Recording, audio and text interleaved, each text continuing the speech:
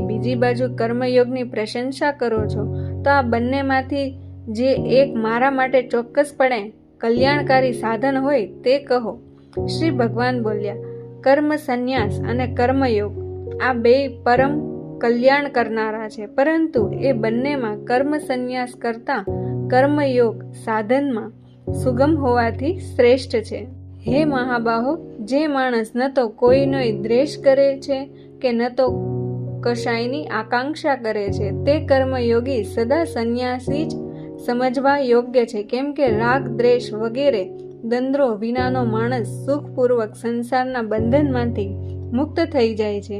ઉપર કહેલા સંન્યાસ અને કર્મયોગને બાળક બુદ્ધિના માણસો અલગ અલગ ફળ આપનાર કહે છે, ડાહ્યા માણસો નહીં. કેમ કે બંનેમાંથી એકમાં પણ સમ્યક રીતે સ્થિત માણસ બેયના ફળ સ્વરૂપ પરમાત્માને પામે છે.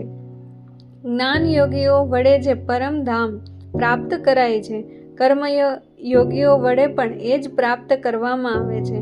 આથી જે માણસ જ્ઞાનયોગ અને કર્મયોગને ફળ રૂપે એક જુએ છે તે જ યથાર્થ જુએ છે. તેમ છતાં પણ હે મહાબાહો, કર્મયોગ વિના સંન્યાસ, મન, ઇન્દ્રિય અને શરીર દ્વારા થતા સમસ્ત કર્મોમાં કર્તાપણાના ભાવનો ત્યાગ પ્રાપ્ત થવો મુશ્કેલ છે. જ્યારે ભગવત સ્વરૂપનું મનન કરનાર કર્મયોગી પરબ્રહ્મ પરમાત્માને વિના વિલંબે પામી જાય છે. જેનું મન પોતાને વશ છે, જે જીતેન્દ્રિય છે, જેનું અંતઃકરણ વિશુદ્ધ છે તથા સઘળા પ્રાણીઓના આત્મા સ્વરૂપ પરમાત્મા જ જેનો આત્મા છે, એવો કર્મયોગી કર્મ કરતો હોવા છતાં પણ તેનાથી લેપાતો નથી. તત્વને જાણનારો સાંખ્ય યોગી તો જોતો, સાંભળતો, સ્પર્શ કરતો, સૂંઘતો, જમતો, ચાલતો, ઊંઘતો, શ્વાસ લેતો, બોલતો, ત્યાગતો, ગ્રહણ કરતો તેમજ આંખો ઉઘાડતો કે મીંચતો હોવા છતાં પણ સર્વ ઇન્દ્રિયો પોતપોતાના અર્થોમાં એટલે કે વિષયોમાં વર્તી રહી છે એમ સમજીને નિશંકપણે એમ માને કે હું કશું જ નથી કરી રહ્યો. જે માણસ બધા કર્મોને પરમાત્મામાં અર્પીને તેમજ આસક્તિને છોડીને કર્મ કરે છે, એ માણસ જળથી કમળના પાંદડાની પેઠે પાપથી લેપાતો નથી. કર્મયોગીઓ મમત્વ ભાવ રાખ્યા વિનાના કેવળ ઇન્દ્રિય, મન, બુદ્ધિ તેમજ શરીર દ્વારા થનારી સઘળી ક્રિયાઓમાં આસક્તિ ત્યજીને અંતઃકરણની શુદ્ધિ માટે કર્મ કરે છે. કર્મયોગી કર્મોના ફળને ત્યજીને ભક્ત પ્રાપ્તિ સ્વરૂપ શાંતિ પ્રાપ્ત કરે છે. જ્યારે સકામ માણસ કામનાની પ્રેરણાથી ફળમાં આસક્ત થઈને બંધાય છે. અંતઃકરણ જેના વશમાં છે એવો સાંખ્ય યોગનું આચરણ કરનાર મનુષ્ય કશું ન કરતો કે ન કરાવતો રહીને જ 9 દ્વારોના શરીરરૂપી ઘરમાં સંઘળાય કર્મોને મનથી ત્યજીને આનંદપૂર્વક સચ્ચિદાનંદ ઘન પરમાત્માના સ્વરૂપમાં સ્થિત રહે છે. પરમેશ્વર માણસોના ન તો કર્તાપણાને, ન કર્મોને કે ન તો કર્મફળના સંયોગને સર્જે છે, પણ સ્વભાવ અર્થાન ત્રિગુણમયી પ્રકૃતિ જ પ્રવર્તે છે. સર્વવ્યાપી પરમેશ્વર ન તો કોઈના પાપ કર્મને ગ્રહણ કરે છે કે ન કોઈના શુભ કર્મને, પરંતુ અજ્ઞાન વડે જ્ઞાન ઢંકાયેલું છે. એનાથી જ બધા અજ્ઞાની માણસો મોહ પામે છે.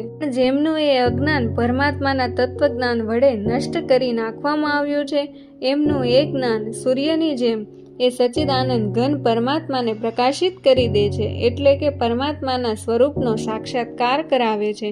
પરમાત્મામાં જેમનું મન તદ્રુપ્ત થઈ રહ્યું છે, પરમાત્મામાં જેમની બુદ્ધિ તદ્રુપ થઈ રહી છે અને સચ્ચિદાનંદ ઘન પરમાત્મામાં જ જેમની નિરંતર એકાત્મ ભાવે સ્થિતિ છે, એવા પરમાત્મા પરાયણ મનુષ્યો દ્વારા પાપ રહિત થઈને અપુનરાવૃત્તિને એટલે કે પરમ ગતિને પામે છે.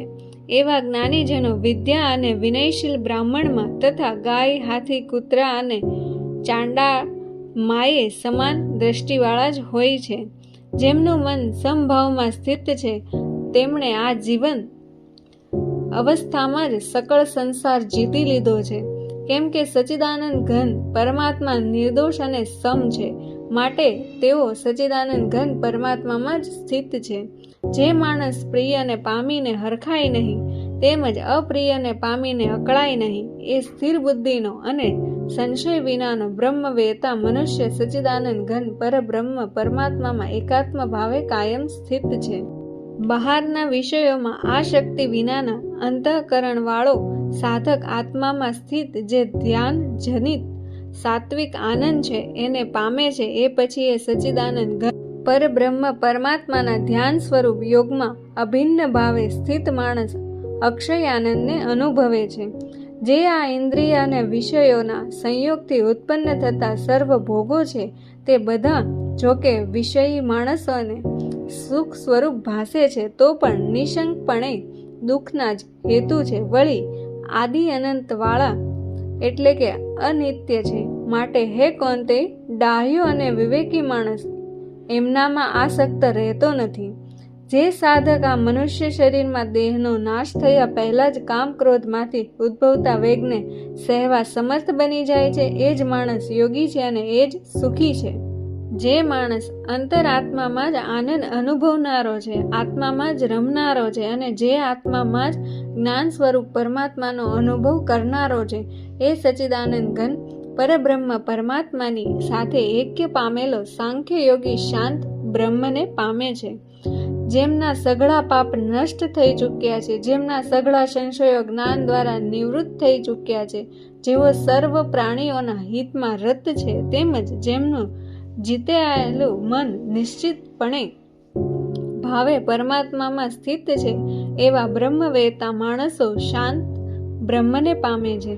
કામ ક્રોધ વિનાના જીતેલા ચિત્તવાળા પરબ્રહ્મ પરમાત્માનો સાક્ષાત્કાર કરી ચૂકેલા જ્ઞાનીજનો માટે ચોરે કોર શાંત પરબ્રહ્મ પરમાત્મા જ પરિપૂર્ણ છે. બહારના વિષય ભોગોનું ચિંતન કર્યા વિના તેમને બહાર જ ત્યજીને અને આંખોની દ્રષ્ટિને બ્રહ્મરોની મધ્યમાં સ્થાપીને તથા નાસિકામાં વિચરતા પ્રાણ અને અપમાન વાયુને સમ કરીને જેણે ઇન્દ્રિયો મન અને બુદ્ધિને જીત્યા છે એવો જે મોક્ષપરાયણ મુનિ ઈચ્છા ભય અને ક્રોધ વિનાનો થઈ ગયો છે તે સદા મુક્ત જ છે.